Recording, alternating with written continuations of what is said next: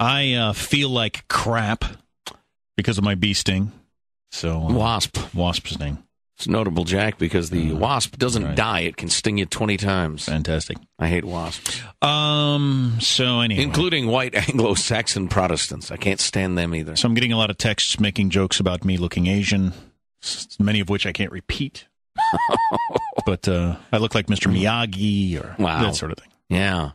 It's nice that they can find joy in your pain. Hey, Jack, can you teach me how to use chopsticks? A lot of that sort of thing. See, that's not clever, for one thing. Well, it's racially insensitive, now that I'm an honorary Asian. Asians use chopsticks. What's insensitive about that? I don't know. It's a stereotype. It's a fact.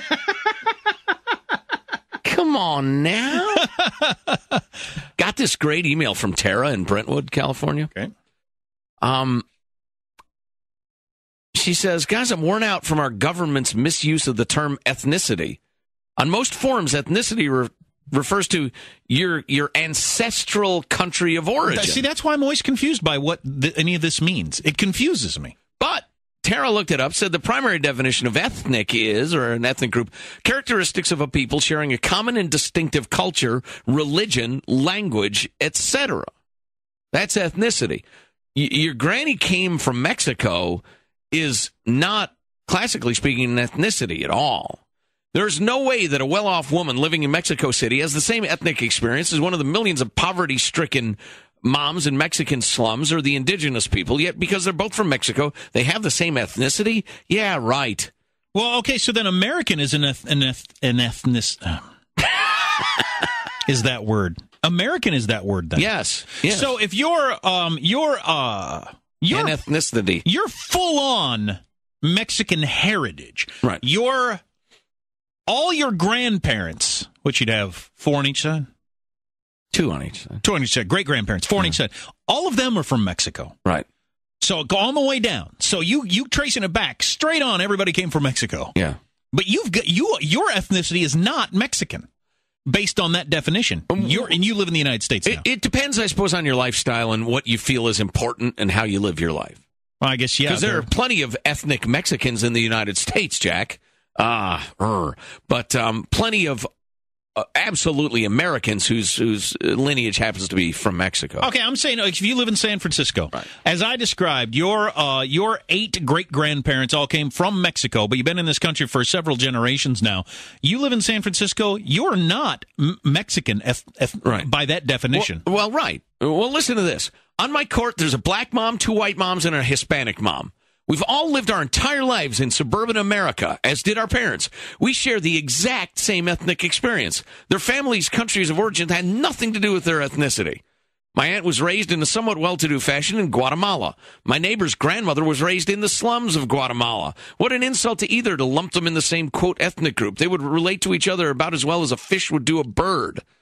Don't know what to do about it, just need to blow off some steam, says Tara. Now, I think this is fascinating. I was weirded out, honestly, when the president said, black people, Hispanic people, you need to stick with me and vote for me.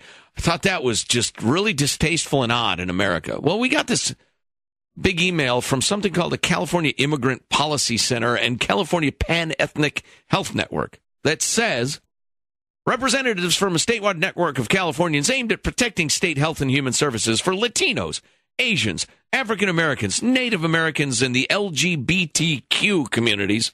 The hell is Q? Queer? Lesbian, gay, bi, tranny, queer? There's a Q now? We'll meet with 14 people. Do you not see this? They are trying to brand you as a certain sort of sheep so they can put you in a pen and then count on your vote for their power. The whole up with my ethnicity thing, I swear to God, it's a strategy for getting you to stay with the herd. Your family's from Mexico. You like the music. You like the food. It's kind of fun. You're proud of it. Good, that's fine. You get drunk on Cinco de Mayo. So do I. But it's just become so obvious now. They're appealing to you as groups to all get in line and come this way. Come on. Do you think freaking Harry Reid, by the way, we've got a quote from him that's going to make you want to vomit. Do you think Harry Reid really wants you to be proud of your heritage because he thinks you should be proud of your heritage? Or do you think it's because he wants you in an easily controlled block? Hey, black people have been voting the same way for 60 years now. What good's it done ya? Huh? More on the way. You are listening to the Armstrong and Getty Show. Hello. Hey, everybody, it's George Lopez. Yes, the comedian, but this is no joke. Tomorrow is the last day you can vote in the Democratic primary, and I need you to vote for Michael Bennett. Michael Bennett is the real deal, everybody. He has stood by our community on issues like improving our schools, creating jobs, and supporting comprehensive immigration reform. You must either vote in person or drop off your mail-in ballot at the local polling place or vote center. We can make a difference, and we can start by voting for Michael Bennett. This message was paid for by Bennett for Colorado. So there's George Lopez. This is the Armstrong and Getty Show. How you doing? George Lopez appealing to a particular so-called ethnic community, but there are issues in there. It's arguable. The fact that he's saying our community, we need to vote this way, makes me very uncomfortable in America. I swear to God, it's an effort to control you and turn you into sheep who'll reliably vote one way. You look at Black America, which always votes, urban Black America, always votes Democratic, always. How you doing? How's your family income? How's education looking? How's that out-of-wedlock births looking? How's violence looking? Overall health of the black family. How's that working out for you?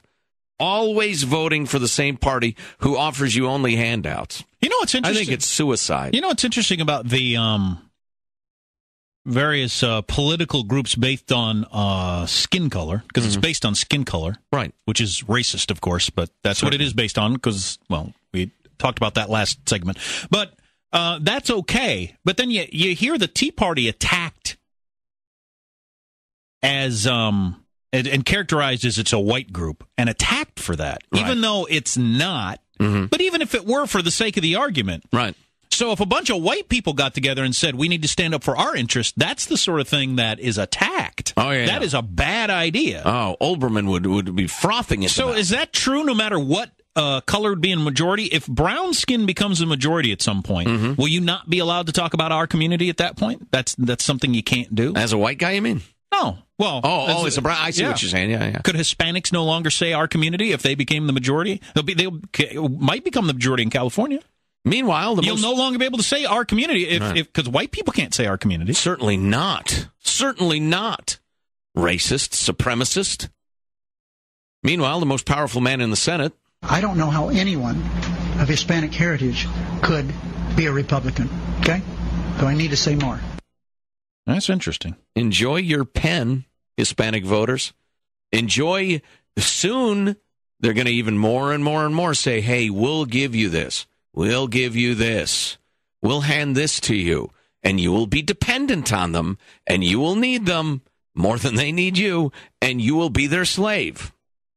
It's the oldest GD story in human history. We got an answer to our question on the text line about what the Q is in now. GBLTQ.